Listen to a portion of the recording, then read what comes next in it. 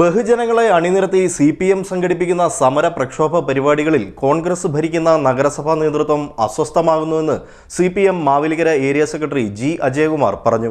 ചില കോൺഗ്രസ് നേതാക്കൾ മാധ്യമങ്ങളിൽ വ്യാജ പ്രചരണം നടത്തുകയാണ്. 4.25 വർഷത്തിനിടെ എടുത്തു കാണിക്കാൻ ഒരു വികസന പ്രവർത്തനവും നടത്താതെ മണ്ഡലത്തിലെ MLAയ്ക്കും നഗരസഭയിലെ ഉദ്യോഗസ്ഥർക്കും മുകളിൽ പഴിചാരി രക്ഷപ്പെടാൻ ശ്രമിക്കാം എന്ന് നഗരസഭ ഭരിക്കുന്നവർ കരുതണ്ട എന്നും അജയകുമാർ പറഞ്ഞു.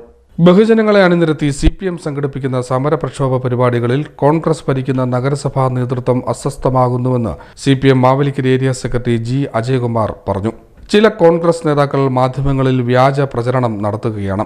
4.25 വർഷത്തിനിടെ എടുത്തു കാണിക്കാൻ ഒരു വികസന പ്രവർത്തനവും നടത്താതെ മണ്ഡലത്തിലെ MLAയ്ക്കും നഗരസഭയിലെ ഉദ്യോഗസ്ഥർക്കും മുകളിൽ പഴിചാരി രക്ഷപ്പെടാൻ ശ്രമിക്കാമെന്ന് നഗരസഭ ഭരിക്കുന്നവർ കരുതണ്ട. ജനകീയ വിചാരണ നേരിട്ടേ മതിയാകും.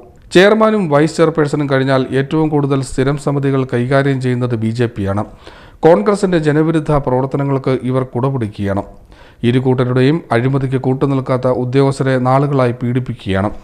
MLA കൊണ്ടുവന്ന വികസന പദ്ധതികൾ അട്ടിമറിക്കാൻ ശ്രമിച്ചവരാണ് പത്രങ്ങളിലൂടെ പ്രസ്താവന ഇറക്കി ആളാകാൻ നോക്കുന്നത്.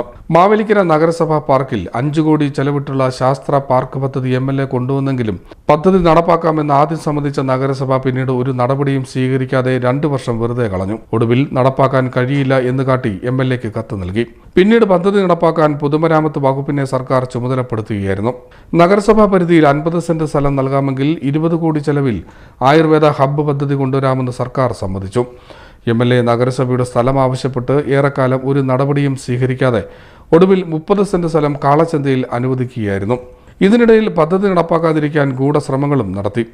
അനുവദിച്ചു കിട്ടിയ സ്ഥലത്ത് സംസ്ഥാന ബജറ്റിൽ അനുവദിച്ച 5 കോടി രൂപ ചെലവഴിച്ചുള്ള ആയുർവേദ ആശുപത്രി നിർമ്മാണത്തിന് മുന്നോടിയായി മണ്ണ് പരിശോധന ഉടൻ നടക്കുമെന്നും അജയകുമാർ പറഞ്ഞു.